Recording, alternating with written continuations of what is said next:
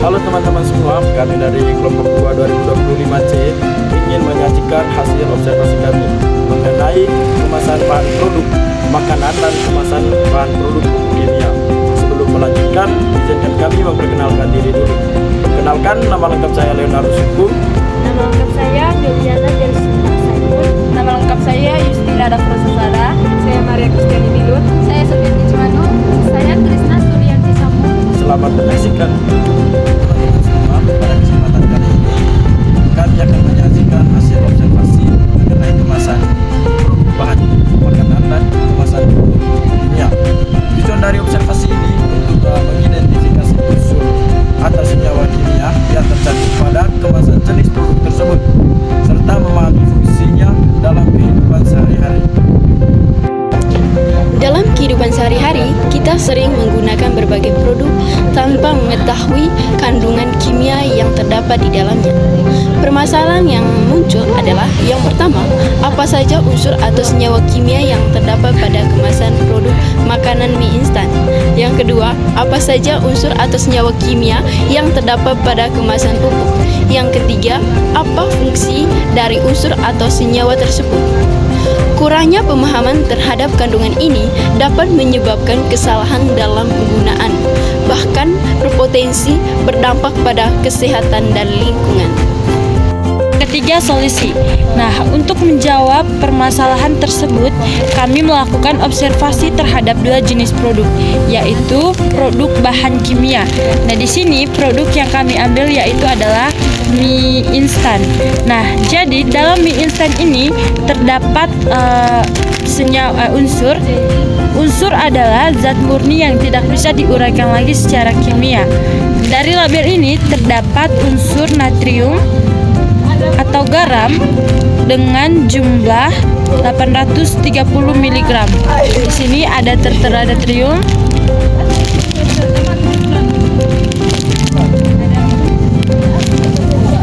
dan juga ada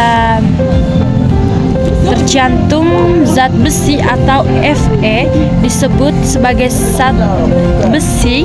Kemungkinan juga adalah unsur lain dalam jumlah kecil dalam vitamin mineral seperti C, H, O, N, dan lain-lain, tapi tidak ditulis langsung dalam kemasan ini. 2. Senyawa. Senyawa adalah zat gabungan dari beberapa unsur. Dalam mie instan ini terdapat kandungan senyawa, yaitu makronutrien, karbohidrat, misalnya pati atau tepung, protein, lemak atau lipid, termasuk lemak jenuh dan gula. Kalian bisa lihat di komposisi dari mie instan ini.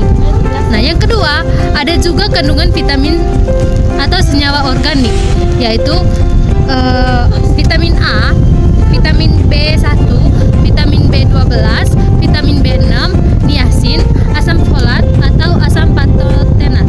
Nah, teman-teman bisa lihat dalam komposisi mie instan ini. C. Senyawa tambahan dari komposisi. Dari bagian komposisi yang terlihat sebagai air, H2O, minyak nabati campuran senyawa lemak atau trigliserida, kecap campuran kompleks gula, asam amino, dan garam. Antioksidan, senyawa kimia pencegahan oksidasi. Penguat rasa misalnya MSG atau monosodium glutamat. Pewarna misalnya tetratrajen CI 19140. Adapun unsur yang terkandung yaitu natrium atau Na dan besi atau Fe.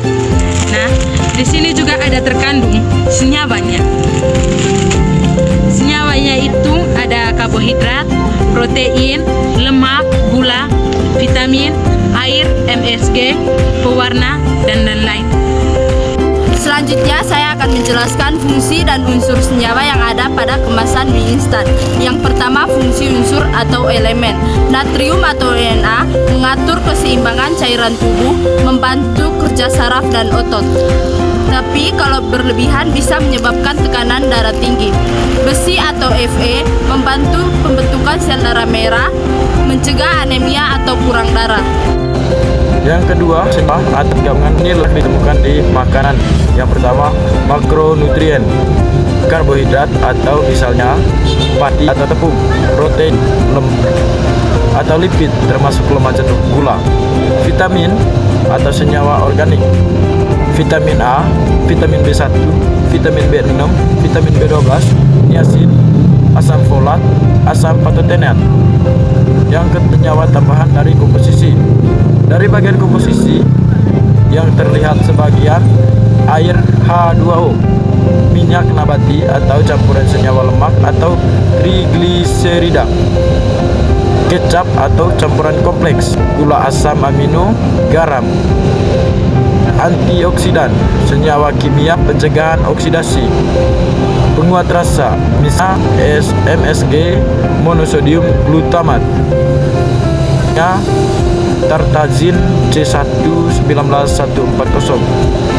Kesimpulan sederhana, unsur natrium atau Na, besi Fe, senyawa, karbohidrat, protein, lemak, gula, vitamin, MSG, pewarna dan lain-lain. Kalau kamu mau,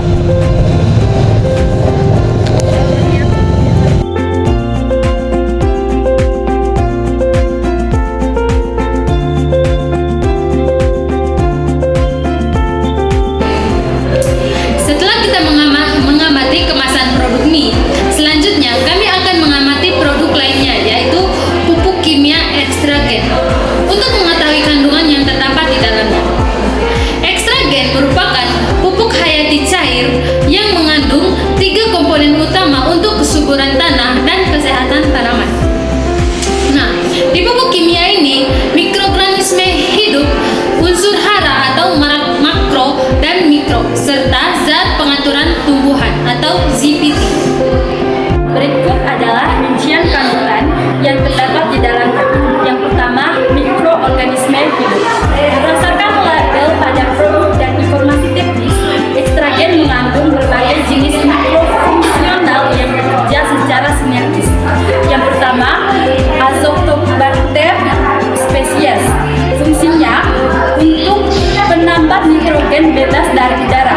Yang kedua, Azospirillum species. Fungsinya meningkatkan ketersediaan nitrogen bagi tanaman legume. Yang ketiga, Lactobacillus species yang berfungsi untuk membantu proses fermentasi bahan organik di tanah. Yang keempat,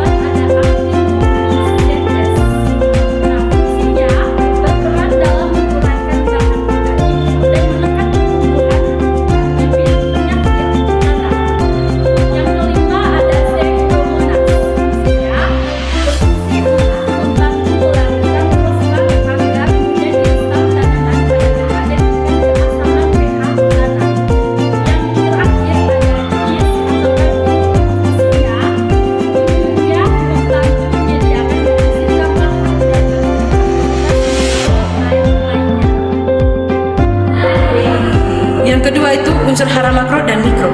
Meskipun konsentrasi spesifiknya dapat bervariasi, pupuk ini menyediakan nutrisi esensial bagi tanaman. Yang pertama itu makro. Makro umumnya mencakup nitrogen atau N, fosfor atau P, kalium atau K. Sedangkan mikro, unsur-unsur tambahan yang dibutuhkan dalam jumlah sedikit, namun penting untuk metabolisme tanaman. 3. Zat pengatur tumbuhan atau ZPT dan senyawa organik. Dalam pupuk ekstragen juga diperkayakan dengan fitohormon alami untuk merangsang fase pertumbuhan tanaman. Yang pertama itu auksin, merangsang perpanjangan sel dan pertumbuhan akar. Kedua itu gibberellin, memacu pertumbuhan batang, pembungaan dan berkecambah. Ketiga, sitokinin berperan dalam pembelahan sel dan penundaan penuaan daun. Yang keempat, asam humat berperan referensi menyebut adanya substansi ini untuk meningkatkan kemampuan tanah, meningkatkan air dan nutrisi. Produk ini dirancang sebagai formula organik murni atau 0% bahan kimia sintetis yang yang diolah melalui proses ekstra bahan baku segar untuk menghasilkan enzim alami.